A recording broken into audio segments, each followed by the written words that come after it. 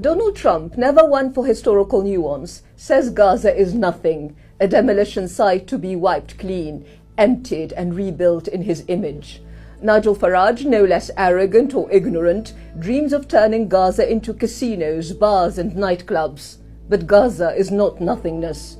If every grain of sand could speak, it would tell its luminous story of centuries, of empires, of merchants and scholars, of warriors and poets. It would tell of cities that rose and fell, of prayers that never ceased, of hands that built and rebuilt, again and again refusing to vanish.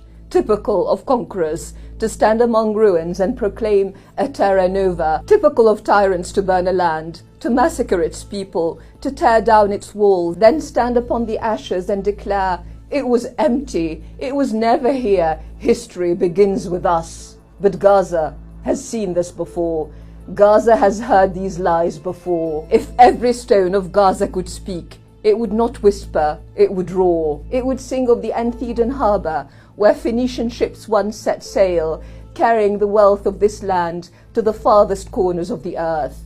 It would tell of the Umari Mosque, where prayers have risen since the Caliph's time in the 7th century, now a graveyard of broken stone. It would recall the Church of St. Porphyrius, where candles have burned since the 4th century, where voices once echoed in reverence, until the faithful sought refuge inside and the bombs fell. It would mourn the monastery of St. Hilarion, where monks have worshipped since 340 AD, through the reigns of emperors and sultans, now a ruin among ruins. Israel's assault has not only shattered the living, but history itself.